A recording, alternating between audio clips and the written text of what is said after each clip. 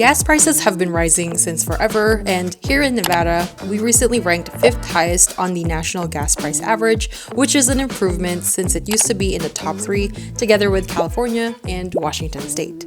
On average, we used to pay $100 a week just to fill the tank. This ultimately drove our decision to trade in our inefficient gas vehicle to an all-electric, and here's what we found. Hi everyone, if you're new to my channel, my name is Paula, and today we're talking about the 2025 GMC Hummer EV 3X. We've actually had this car since March, so we've spent about 4 months with it, and honestly, we've really enjoyed it so far. Since this is our first electric vehicle, there were of course a few learning curves in the beginning, however, it has all been worth it.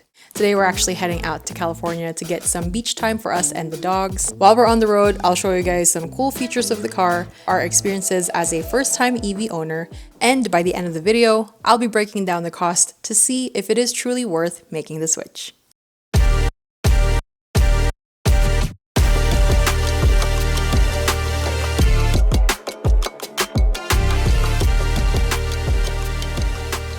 So first, let's talk about the car. This is the 2025 Hummer EV in the 3X model. They also offer the 3X in the off-road version. However, we opted to go without it since we are mostly city dwellers. This color is the Meteorite Metallic, which is a nice concrete gray shade. The Hummer EV also comes in a pickup style. We have here the SUV version since it fits our lifestyle more because we typically drive around with our dogs a lot so they can sit comfortably in the trunk. One of the unique features that the Hummer EV has is the detachable roof, which gives you an open air experience. They're referred to as an infinity roof, which offers modular sky panels that comes in opaque or transparent. We opted for the transparent sky panels, which offers us a 360-degree view of our surroundings, which makes for great visibility during scenic drives. However, there is a downside. Where we are right now, where we live, our summers are brutal. We have temperatures of upwards of 104 degrees right now. It is actually 96 degrees. So you can imagine that it's pretty warm. And because our sky panels are the transparent kind, it actually lets in a lot of the heat. Though these are tinted, it's still, because it's open, it still lets in a lot of that warmth. The dealership did warn us about this, and they did offer us the option to get the opaque sky panels. However, because we like the look more of the transparent, and we also happen to like the color of the car that it came with, we prioritized having it for how it looks. But knowing this now, they do offer aftermarket heat shields, which you can attach to the roofs if this is an option that you were looking for. So I'll link that in the description below if you were interested in checking it out. So for the technology, you have the 13.4-inch infotainment screen, and you also have the 12.3-inch instrument cluster display, which is also customizable, so you can choose what you want to see as the driver. The infotainment system has Apple or Android CarPlay, however, it does not take up the whole screen, which is a miss in my opinion. Instead, it provides you a split view, which you can also customize to your liking. Realistically, Apple CarPlay is not needed since the car comes built in with the Android system. But for continuity for Apple users, it does detect your device right away, so it gives you the Apple CarPlay compatibility if you prefer. As an added safety feature as well as increased visibility, you actually have 2 options here with your backup mirror. You can use it as a traditional mirror where you can see the reflection of your surroundings from inside the car as well as what's behind you, or you can flip it to the camera, which is the camera that's actually on the outside of the car, and it gives you visibility of your surroundings from behind so you can see it while you're driving. I really like this because it gives you even more awareness of what's around you.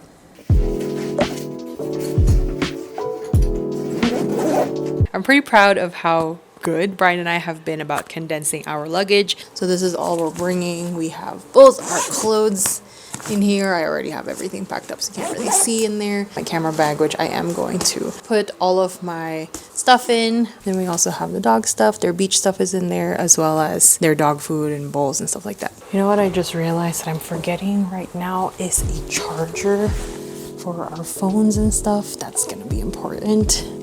Got it.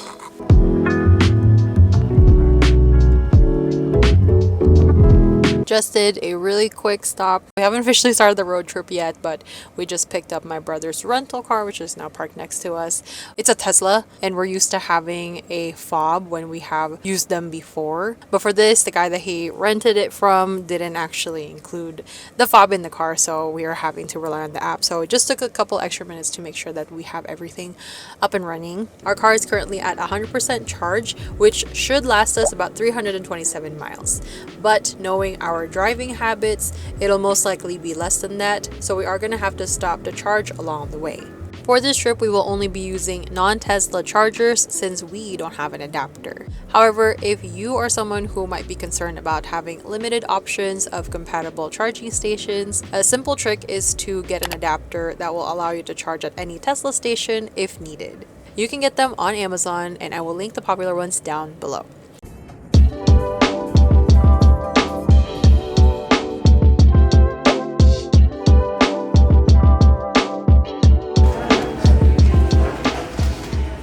We didn't eat last We were gonna see if you want to eat $1.99 sushi and ramen.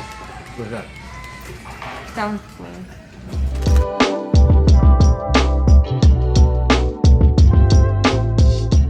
So we're here at our technically second stop. Earlier, we made a quick pit stop for my brother's car since we did do a quick power up and he charged for, I would say, maybe 10-20 minutes. For daily driving, it is recommended that you charge up to 80% so that it doesn't degrade the battery. For longer drives, you can, however, charge it all the way up to 100%. But for our purposes on this trip, we are just going to keep charging it up to 80%. So while we're waiting, I want to give you guys an idea of the pricing. So the charger that we're currently using is Electrify America, and this is the pricing for non-members. So right now it is a little past noon, so we're going to be at the 12 to 9 p.m. rate, which is about 72 cents per kilowatt hour. We actually signed up for the Electrify America Pass, which gives you a 25% discount of the normal rate. Our cost is going to be around 54 cents per kilowatt, which is going to be nice. So it's going to be about like a $20 savings, I guess. So at the end of the charge, I'll tell you guys the final cost and how long it took. I'm probably going to give the dog some water. We have the windows cracked. That's the only thing when you're charging is that it's easier if you turn off the car, obviously, so it charges faster. Hello, Mika. You guys want water? Oh, yeah. What I like most about this car is the space. Everything is indeed very spacious, but that also comes with a caveat. This car is wider and taller than most. In fact, we have never cared about parking spaces or garage clearances before having this. Now, every time we visit a place we've never been to, we automatically do a quick Google search to see if we can even fit in their parking or if they have oversized parking available. Street parking is always a fun adventure, especially with streets that are narrower. And of course, busy parking lots will prompt us to park even further back just to get the amount of space that we need. So we definitely get some extra steps in by default, which isn't always a bad thing. Now let's talk about overall storage. The panels are removable and can be stored in the frunk using provided bags or an accessory kit. The frunk of the car is specifically fitted for the panels, so they can stack nicely and are out of the way when not in use. You also have ample storage space in the cargo trunk space in the back, a lot of cup holders to choose from, plus this really deep middle console storage, which is at the driver's and passenger side at the front, which was honestly pretty comical for us to find. It's just so deep, we could fit a whole camera in here, some chargers, and most other small items you can think of. By the end of our charge, we ended up charging for about 46 minutes, bringing our total to 54.86. And at that charge, we gained 172 miles range. You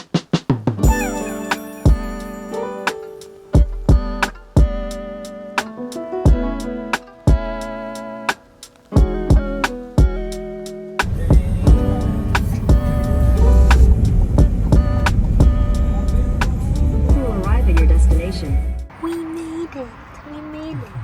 Mochi. Hey, never lose your ticket if you are parking at Hyatt in Irvine. $200 for a lost ticket. Dang. So after we checked into the hotel, this is a little preview of our hotel room. Apologies that it's already gotten messy because we all basically threw our stuff down on the bed and claimed our spots. Here's a little fridge, which was really cool. We can have a place to put our waters in. and a little couch under the TV for the dogs to hang out. And we have a pretty nice view outside. We have a high floor, so really cool in the mornings. You can get to see everything that's going on before you start your day. We wrapped up the night with some dinner. We wanted to get some ramen. This place is one of our favorites here in Irvine, and it was the perfect nightcap just so that we can get settled down and hopefully get a good night's sleep. Good morning. After we grabbed dinner, we basically just did a bunch of errands and got some necessities, such as snacks, of course, which is what's needed on these trips. Most of us slept great. Unfortunately, Mika was pacing all night last night, so I do feel bad. I feel like she's not super comfortable, but she is going to be sleeping for most of the car ride, so I'm not super worried about her. I know Mochi is very much ready to go, right? You ready to go to the beach? He's been ready for a couple days. But I wanted to share one other thing that I thought was really cool about ever since having this EV, and that is having an app to control your car. I know that's not new for most EVs, but as a first-time EV owner, it is something that's very handy to use. It has functions such as remotely unlocking and locking your car, including the trunk. So if we're loading stuff in and out, you can do that very easily. You can also monitor the charging status, honk your horn if you forget where you parked, and even remotely set the temperature in the car. As I've mentioned earlier, and as most of you guys know, where we live, we have really blazing hot summers. So it's been really nice to be able to turn on the AC before we get into the vehicle so that we can cool it down before we start driving. With this function, it does keep it on for about an hour before it automatically shuts off, for safety, of course. So I'll get them all ready and we'll see you guys back on the road.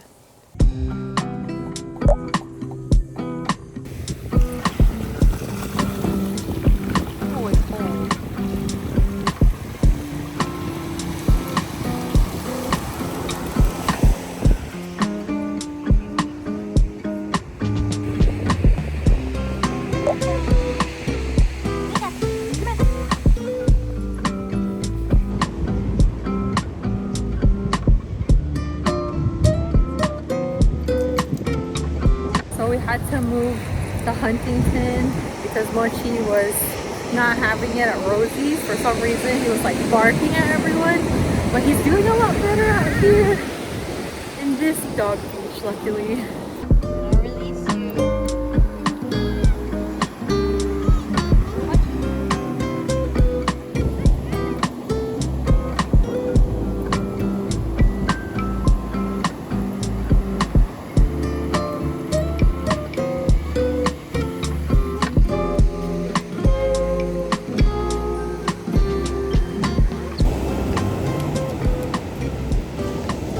So we just got back from the beach.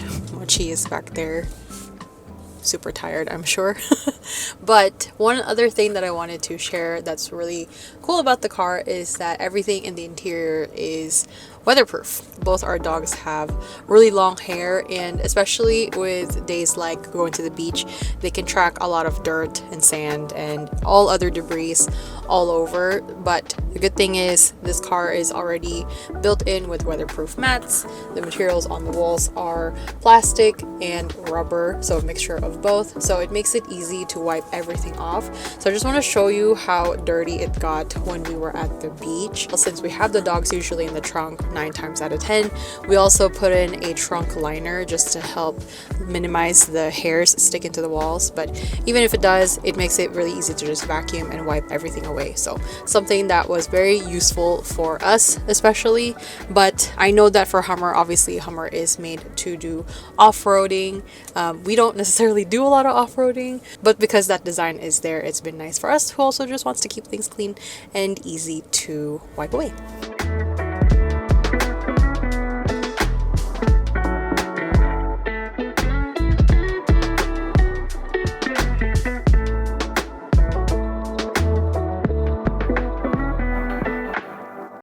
Good morning again, everyone. This is day 3 of our trip now. We're actually heading home later tonight.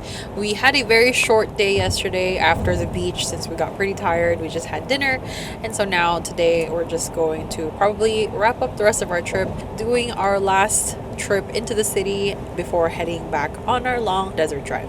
But while we're here, I wanted to share one more cool feature that the Hummer has, and that is Super Cruise. Super Cruise basically is the Hummer's self-driving mode. I do want to point out it is not the same as the Tesla's self-driving mode, where you can have the car take you to your destination all the way. Hummer's Super Cruise can only work in major freeways because the car needs to recognize freeway data in order for it to work. The way that you can tell the Super Cruise is going to work where you are during your drive is if it has the steering wheel icon. So I'll show you what that looks like here. So it's a nice feature to have in case it's something that you need on longer drive. But again, it's not the same as Tesla's self-driving mode, where it can take you all the way to your destination by just entering it on your GPS. So basically, it's its own glorified cruise control. Since it was our last day, we wanted to maximize our energy, so we started off with some coffee. I found this Vietnamese coffee place. I got this Einspanner drink, and it was pretty strong, but also really tasty.